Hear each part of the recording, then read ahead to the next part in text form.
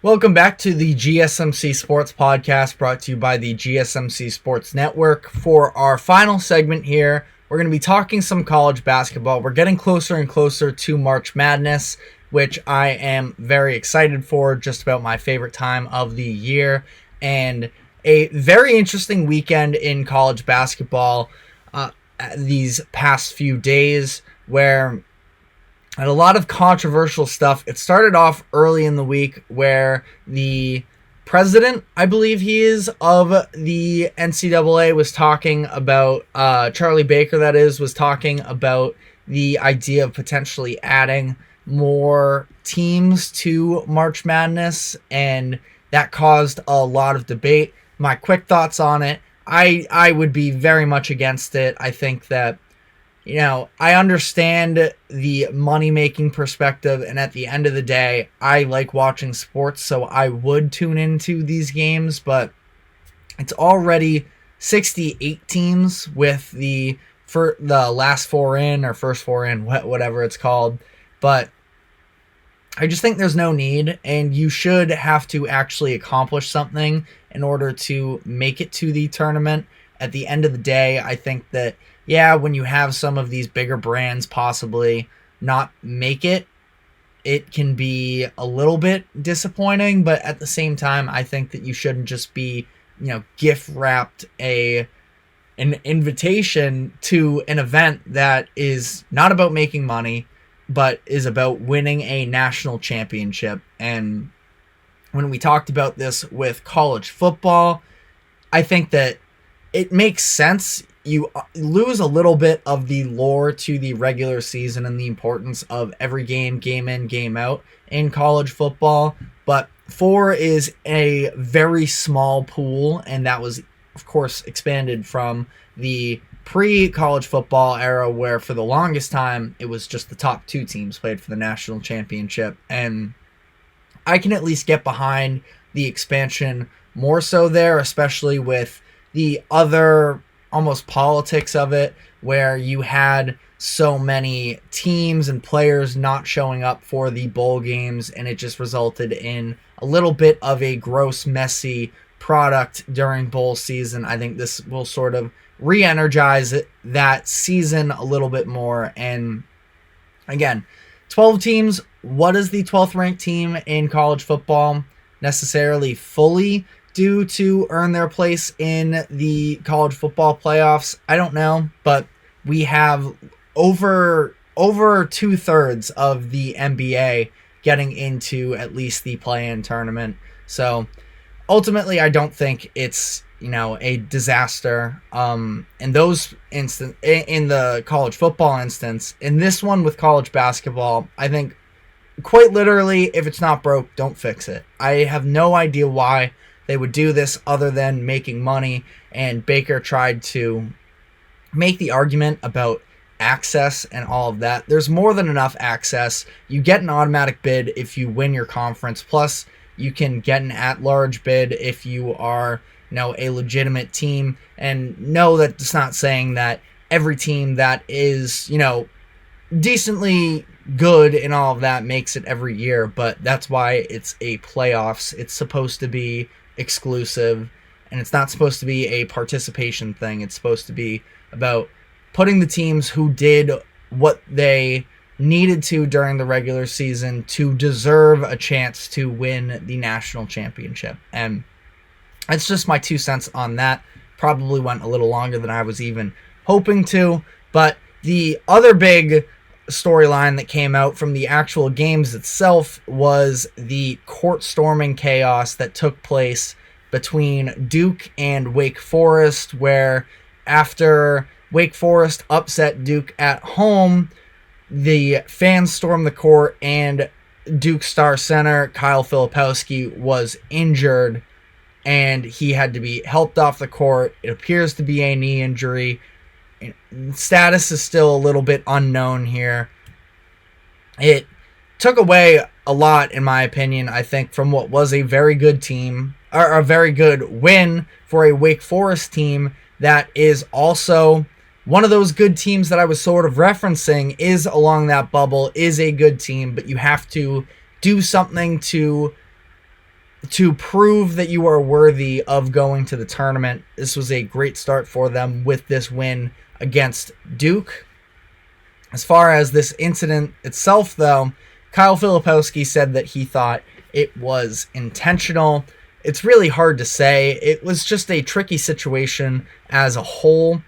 There are a lot of people on the internet right now blaming Filipowski for the contact. He did definitely initiate it some, where he sort of almost looked like, when you look at the overhead angle, he shoved out and stuck his leg out a little bit that he ended up getting injured on. But I don't blame him for these circumstances as a whole. I think that, the entire system of this is flawed. The fact that Wake Forest fans not just stormed the court, but did so before the final buzzer even officially went off. I think that this is something. I went to Quinnipiac University, where the basketball team is, not pulling off these big upsets, don't have these big rivals in basketball where there's an opportunity to storm the court. So this is something that, as somebody who's never been in any sort of a similar situation, I can't relate to. And I think that it's hard for me to, pound my fist on the desk and say that storming the court needs to be banned, because to a little bit of a degree, it's tradition, and it is very cool when it isn't done in a harming way. But we've now seen 2 star players between Filipowski and Caitlin Clark just a month ago end up injured from court stormings. And when it starts to get in the way of the actual product on the court, I think that is when we have to at least acknowledge that things need to change.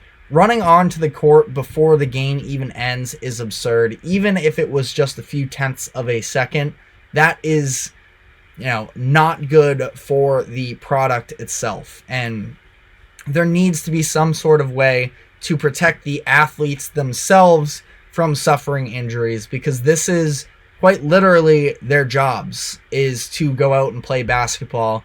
And that's why I hate so much the argument that a lot of people have made of, well, next time, don't lose. It's the same logic of, how do you avoid getting in a car crash? You never get in a car. But this is their actual jobs. A lot of them get paid for this, if not now, are hoping to get paid at the next level for additional money. And why even play in college sports if, you get punished, you get physically punished for losing?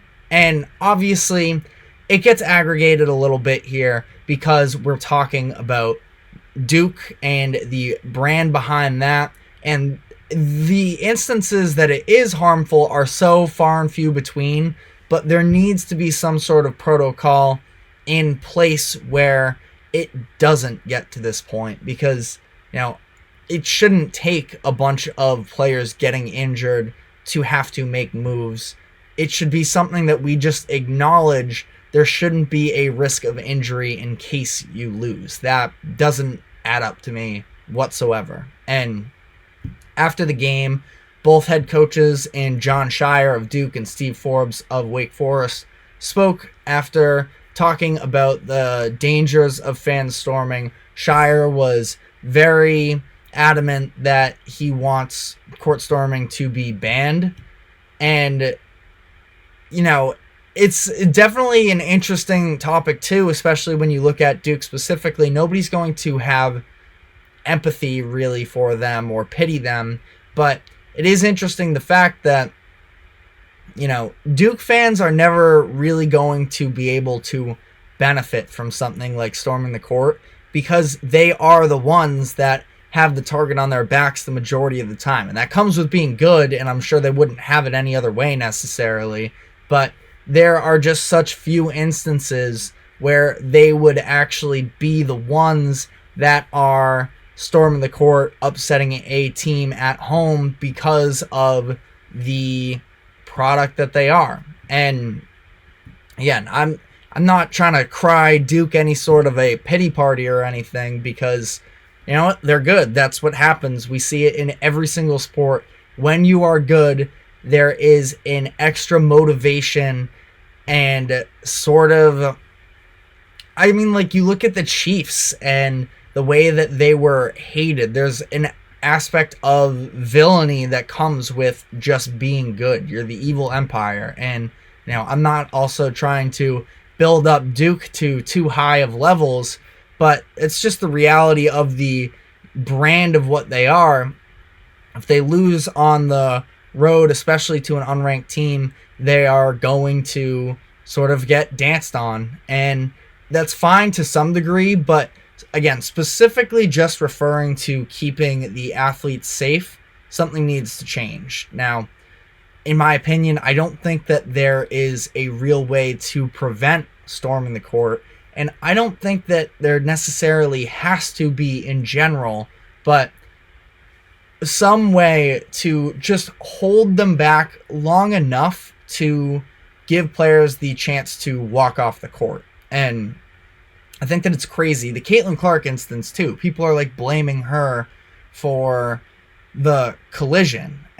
That shouldn't be an argument. They should be allowed to get off the court so then you can celebrate. Even if it's 30 seconds that you put on the Jumbotron and you allow the other team to quickly get off the court, and then you can have the home team sort of build up the anticipation, start to welcome their fans onto the court, and I don't know how you even necessarily enforce that. There needs to be more security, especially if you're playing in a game like this, Duke versus Wake Forest. Like I said, Wake Forest is a good team, and I feel bad for them that this is sort of what the takeaways have been from this game, but just stock up on a little bit of extra security for this one game alone in case you win, which you would think as Wake Forest, you think there's a chance you can win.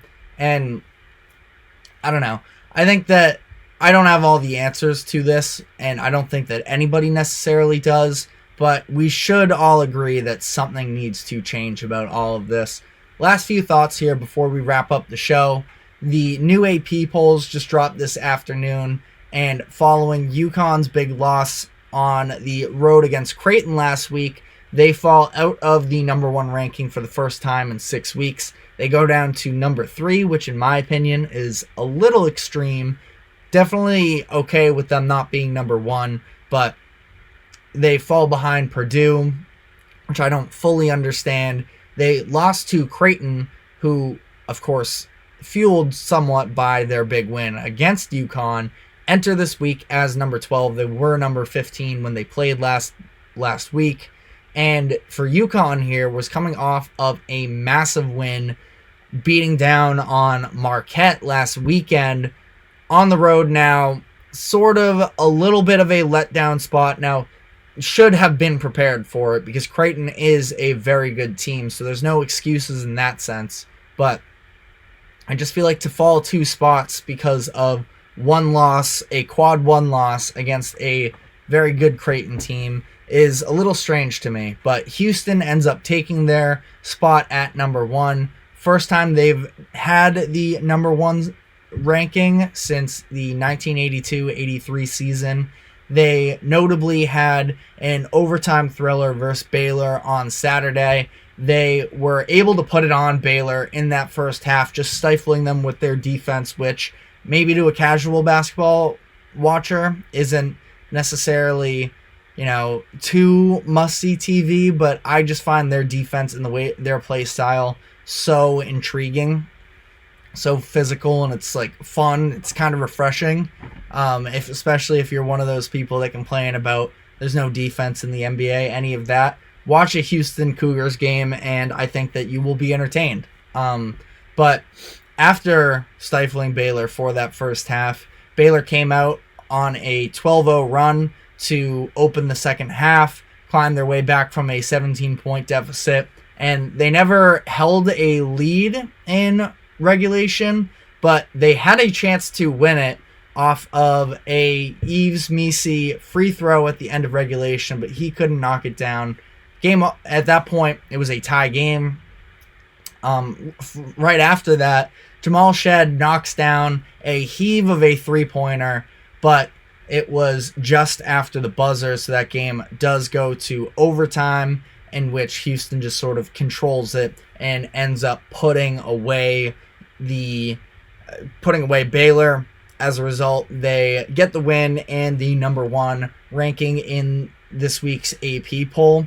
I thought that on the note of, Jamal Shed, incredible. We've talked about him before. He really led the charge. On the Baylor side of this, where Misi really struggled in this game, and I do like him as a prospect, but he had a rough one. But how about Jacoby Walter, who we've named as potentially going to be the top college guy off of the boards in the upcoming 2024 NBA draft? He drops 23 points, specifically on 5 of 10 from 3, which has been a little bit of a concern with him, is the consistency of his jump shooting. That 23 points was the most that any player has scored against Houston this season. So a very good sign for the potential lottery pick, and something that he can hopefully build off of, because I think we are sort of sitting around, I'm at least speaking for myself, waiting around for one of these star freshmen to really jump out and make some noise here, become a star in March Madness. I think Jacoby Walter has that potential on a very good Baylor team.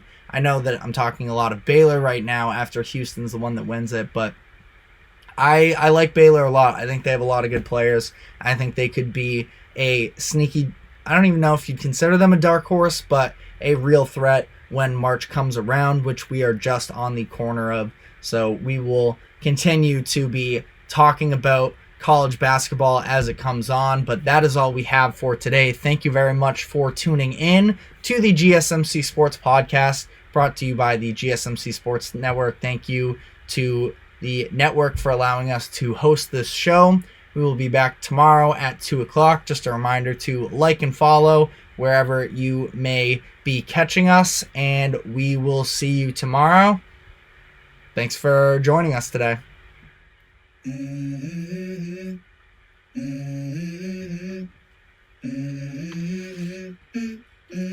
Let's go. I wake up to a little bit of drool on my pillow, feel like it's gonna be a bad day. Yeah, I'm tired of shit, and the coffee ain't hit yet. Damn, ain't that great. I don't wanna go.